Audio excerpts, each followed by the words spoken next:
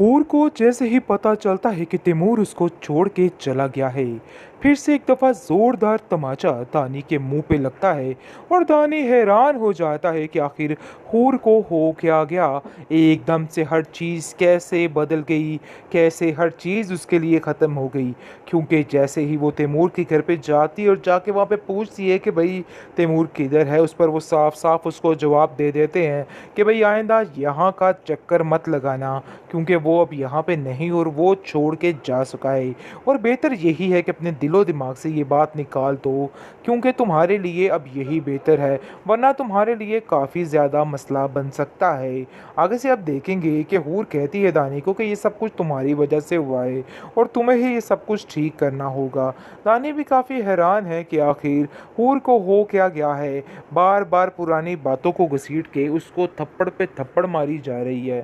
फिर आप देखेंगे कि हूर जो है वो बहुत ही उसकी टेंशन ले लेती है और वहीं पे गिर के बेहोश हो जाती है। ये सारी बात जो है पहुंच जाती है इन लोगों की तरफ, यानी कि तैमूर की माँ के उसकी माँ जाती है हूर की और कहती है कि आप लोगों की वजह से आज हूर की ये हालत है। मैं आप लोगों को कभी भी इस चीज़ के लिए माफ़ नहीं कर सकती हूँ। जिस पर वो कहती है कि ये सारा कुछ उसका अपना किया धरा है, हम पर कोई भी बात लाने की ज़रूरत नहीं है और ये बात तुम अपने जहन में अच्छे तरीके से बिठा के रख लेना।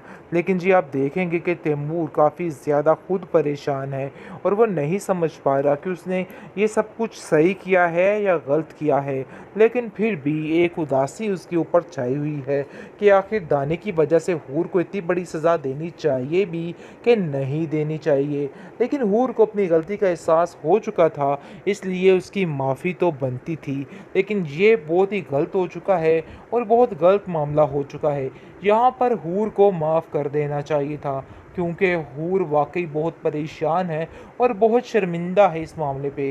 लेकिन तैमूर को भी ऐसा लगता है कि ये दानी कभी नहीं बदलेगा, जिसकी वजह से वो इस बात की हामी नहीं भर रहा है कि उसे कुछ करना चाहिए या कुछ नहीं करना चाहिए। इसलिए वो हूर से अभी तक खफा है। मुझे नहीं पता था कि सारे ख्वाब पूरे नहीं होते हैं, बल्कि इंसान को बहुत ठोकरें खानी पड़ती हैं और कभी-कभी वो चीज़ जो आपको बेइंतहा पसंद होती है, वही आपको छोड़ के चली जाती है। रानी काफ़ी उदास है और उसको यकीन दिलाती है कि अगर तुम्हारी मोहब्बत सच्ची होगी, तो कभी भी वो लड़की तुम्हें नहीं छोड़ेगी। तुम्हारे इस चेहरे को देख के अगर उसने प्यार किया है, तो वो ऐसा कभी नहीं करेगी। तुम परेशान मत हो, मुझे यकीन है कि सब ठीक हो जाएगा। हूर की माँ ये सारी बातें सुन लेती है और कहती है कि बेटा, तुम्हें परेशान होने की ज़रूरत नहीं है। देख लेना, तुम्हारा सारा ये मामला ठीक हो जाएगा और बहुत जल्द हर चीज़ क्लियर हो जाएगी। लेकिन जी आप देखेंगे कि वो अपनी माँ से कहता है, मुझे झूठी तसल्ली मत दें, ऐसा कुछ नहीं होने वाला है। मैं जानता हूँ कि ये जो दाग मेरे चेहरे पे आन पड़ा है, ये कभी नहीं जाएगा और इसके साथ मुझे वो कभी कबूल नहीं करेंगे।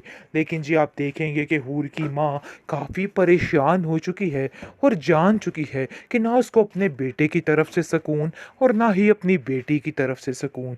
दोनों तरफ से सिसकियाँ और रोना देख देख के वो काफ़ी परेशान है कि आखिर उसको क्या करना चाहिए।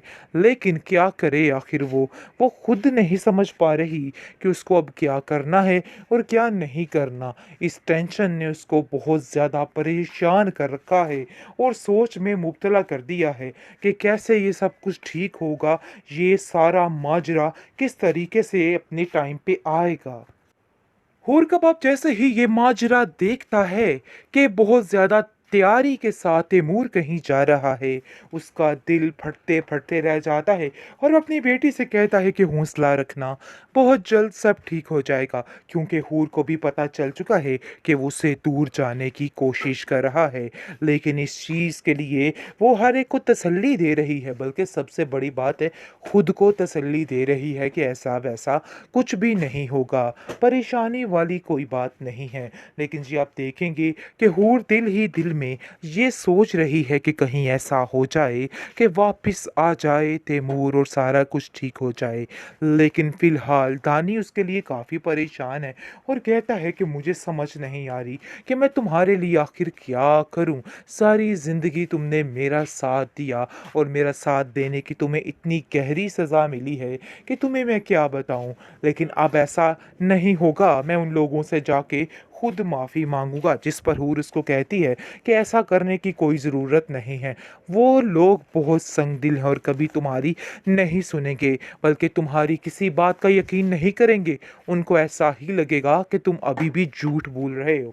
लेकिन जी आप देखेंगे कि बहुत ज़्यादा परेशान हो चुकी है हूर की माँ, क्योंकि वो सोच सोच कर हलकान हो रही है कि आखिर तैमूर इसके साथ ऐसा कैसे कर सकता है। लेकिन कहीं ना कहीं उसे इस चीज़ का एहसास हो चुका है कि उनकी ही गलती थी जिसकी वजह से ये सब कुछ हुआ है। ये परेशानी कोई मामूली बात नहीं है, बल्कि कुछ ना कुछ तो ऐसा है जिसकी बदौलत हर चीज़ खराब हो रही है। दानी अपनी बहन को काफ़ी तसल्ली दे रहा है और कहता है कि नहीं, तुम परेशान मत हो। मुझे उन लोगों के पाँव भी पड़ने पड़ गए तो टेंशन मत लो, तो मैं ये सब कुछ ठीक कर ही दूंगा। बहरहाल जी अब देखेंगे कि दानी जैसे ही अपनी हालत देखता है तो चीखो पुकार करना शुरू कर देता है, क्योंकि उसके सारे ख्वाब दरे के दरे रह गए हैं। जो कुछ वो सोच रहा था वो सब कुछ ख़त्म हो गया। वो अपनी माँ से इस चीज़ का तज़किरा करता है और कहता है कि मैंने काफ़ी ख्वाब सोच लिए थे, लेकिन मुझे नहीं पता था कि सारे ख्वाब पूरे नहीं होते हैं, बल्कि इंसान को बहुत ठोकरें खानी पड़ती हैं और कभी-कभी वो चीज़ जो आपको बेइंतहा पसंद होती है वही आपको छोड़ के चली जाती है। रानी काफ़ी उदास है। हूर उसको यकीन दिलाती है कि अगर तुम्हारी मोहब्बत सच्ची होगी तो कभी भी वो लड़की तुम्हें नहीं छोड़ेगी।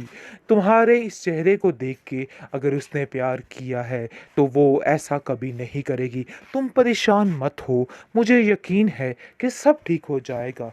हूर की माँ ये सारी बातें सुन लेती है और कहती है कि बेटा, तुम्हें परेशान होने की ज़रूरत नहीं है। देख लेना, तुम्हारा सारा ये मामला ठीक हो जाएगा और बहुत जल्द हर चीज़ क्लियर हो जाएगी। लेकिन जी आप देखेंगे कि वो अपनी माँ से कहता है, मुझे झूठी तसल्ली मत दें, ऐसा कुछ नहीं होने वाला है। मैं जानता हूँ कि ये जो दाग मेरे चेहरे पे आन पड़ा है ये कभी नहीं जाएगा और इसके साथ मुझे वो कभी कबूल नहीं करेंगे। लेकिन जी आप देखेंगे कि हूर की माँ काफ़ी परेशान हो चुकी है और जान चुकी है कि ना उसको अपने बेटे की तरफ से सुकून और ना ही अपनी बेटी की तरफ से सुकून। दोनों तरफ से सिसकियाँ और रोना देख देख के वो काफ़ी परेशान है कि आखिर उसको क्या करना चाहिए। लेकिन क्या करे आखिर वो खुद नहीं समझ पा रही कि उसको अब क्या करना है और क्या नहीं करना। इस टेंशन ने उसको बहुत ज़्यादा परेशान कर रखा है और सोच में मुब्तला कर दिया है कि कैसे ये सब कुछ ठीक होगा, ये सारा माजरा किस तरीके से अपने टाइम पे आएगा।